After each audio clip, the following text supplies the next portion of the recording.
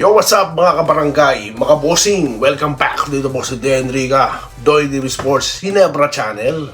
Alright, ang ating pag-uusapan pagkapanalo po ng Ginebra laban dito sa Titan at ang playoffs positioning. Okay, mga maglalaban yan at mga pa-shoutout. Bago po yan, salamat po sa inyong lahat, lalo na sa patuloy na nagsasubscribe sa ating Ginebra Channel.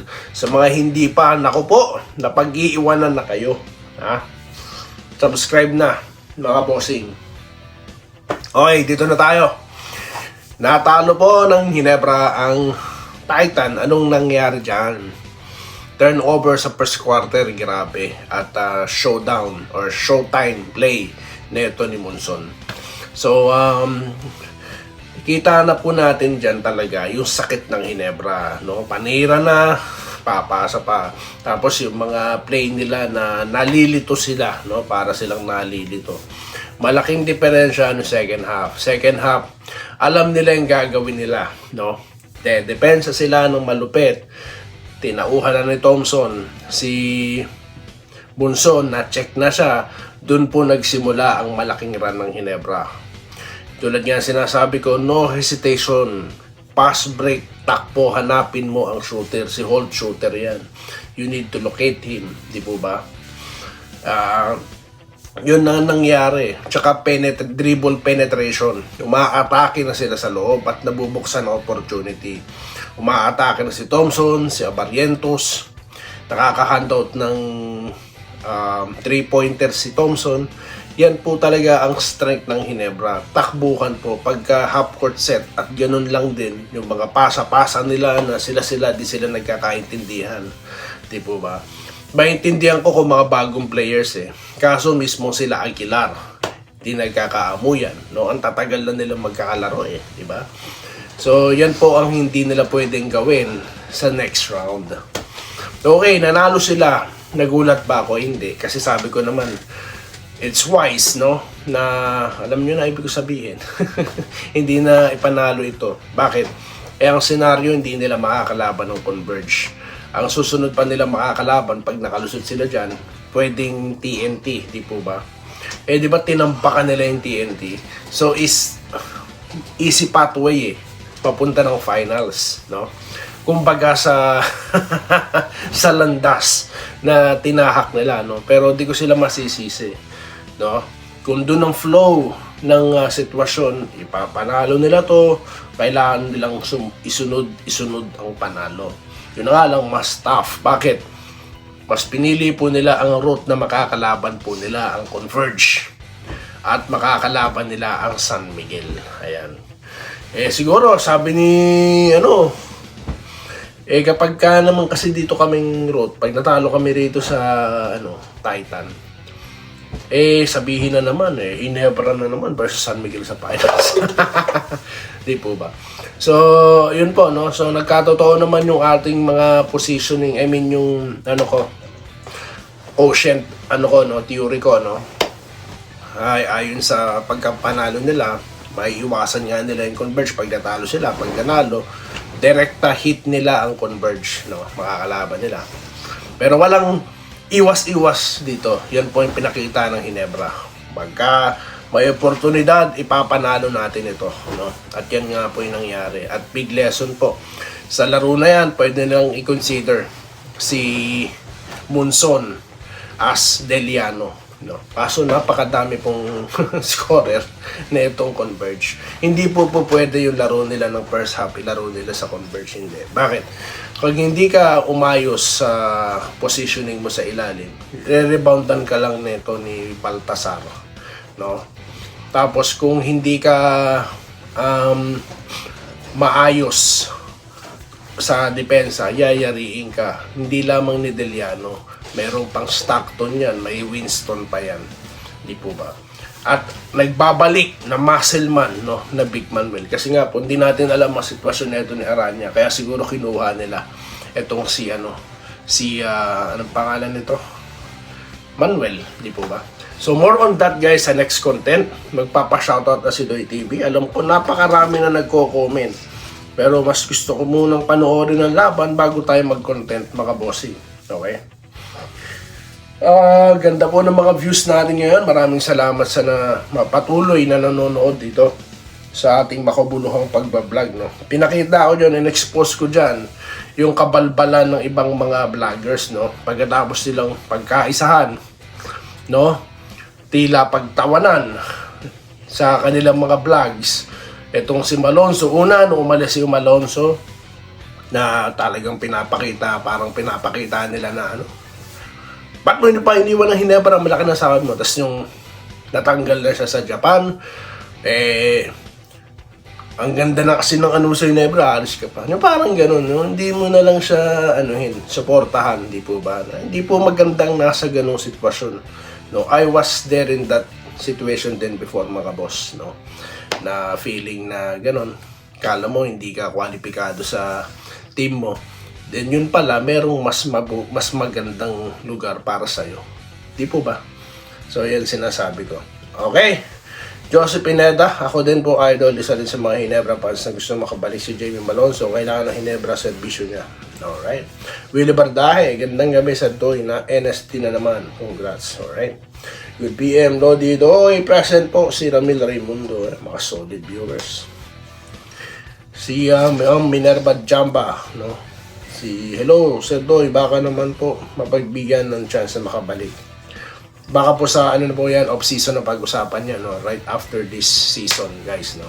After ng Philippine Cup, baka mapag-usapan na yan. Nakasuot po ng gold, no? Si Malonzo, pupunta siya sa governor's office. Baka naman. Mga board of governors, no? Sabi naman ng commissioner, appealable eh. Why not? Subukan, ha? Alright, kaya mag-rally tayo rito, ha? Lagi natin ditong i-topic si Malonzo, no? Ibalik nyo si Malonzo. Alright. Good day, Idol Doy, Champion Gilas. Yes, tama po kayo dyan. Sir Lawrence Correct. Hello po, Lodge. Good PM. Laban po ng ating barangay. Yun nga po, si John Abis activated pero hindi po natin siya nakita naglaro, no? Okay lang yan. Kasi sabi ko nga sa inyo, marami pa siyang ika-catch up, no? Alright, hindi po isang game lang, makukuha niya na lahat yan, no? Alright, mabuhay ang Hinebra team at Hinebra Nations. Yes, salamat, Ner Carurio. Minsan na ba, nag-good day ka ba, Endoy? Kahit anong pwesto, NSC tayo. Yun ang sinasabi natin dyan. Roderick Rodriguez, Boss Doy, iba talaga sa RJ Barrientos. Yun na nga, no? Kita nyo yung Pinoy step niya. Talaga pong, sabi nga po ni Seb Sarmienta or ni Magsano, the future is bright na nga sa Hinebra, no? Rare po talaga yung talent like Barrientos, no? At naunawaan naman natin na hindi siya nilalagay sa first 5 kasi nga, si Gray, hirap umiscore off the bench. At least si Barrientos, instant na yan. Alam na this kapag siya pumasok. At least, no, malaki ang puntos ng second team, alright? Or bench players. Raquel Sixto, oo, para magkaalaman kung sino matibay. Clement, talo ang Gila, wag na po kasi natin pag-usapan yung hindi naman na coach, no? Tapos na po ang era ni di na rin po natin masasabi, sir, no? Sir Clement. Kasi nga po napa-champion ni Reyes yung di ba? Yung TNT kasi nga po maganda yung play niya. No, baka sabihin nyo kasi may RSJ. Hindi, maganda rin po yung sistema niya, parang international type of play po, no? Pag-usapan natin yan, magandang i-adapt yan din ng kahit sinong coach, no? Alright. Gillian Katukod, Titan versus Hinebra Discarte, Stella Barrientos, Thompson, bakbakan na yan. Yan nga po. Jared Pulusan, ang tanong, gusto ba niya sa Hinebra kaya nga umalis dahil ayaw na niya? Kayo po ba, sir? Nasa team kayo, napapasok kayo, nasa inyo lahat ng cheer, no? Sa loob at labas ng court, no? Ang dami nagmamahal sa inyo. Ayaw nyo nun. Marami po mga players na bago mag-retire, gusto mo na maramdaman yun, no? Saan mo gusto pumunta? Sa Terapirma? Sa TNT? Mayaman din yung kupunan na yun. Galante din si Bossing, pero Gusto mo ba na binubo ka? Kasi ang sarap ng buhay mo. No? Pagkagising mo, maraming chichir sa'yo. Ayaw mo ng peaceful life. At maganda rin ang pagkakasahod dyan, of course. Lalo na mga bonuses kasi nga, laging pasok. Diba? Sa playoffs ang Ginebra. Ayaw mo nun, sir. Simple lang ang gustong mangyari ni Malonzo. Gusto niyang tamasa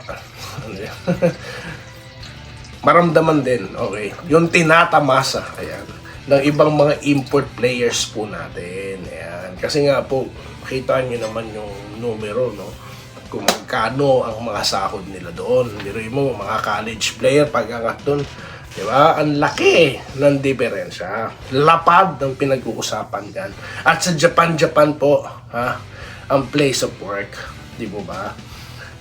Ako man, sabi ko naman sa inyo no,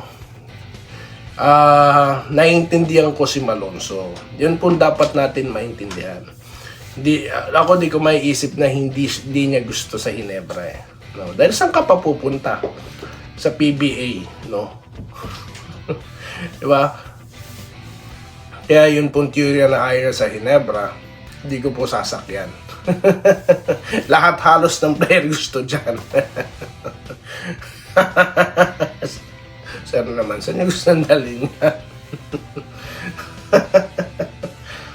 Gusto niya sa San Miguel? Ganun din naman parehas din naman Oh. Lawrence Correg, shoutout po.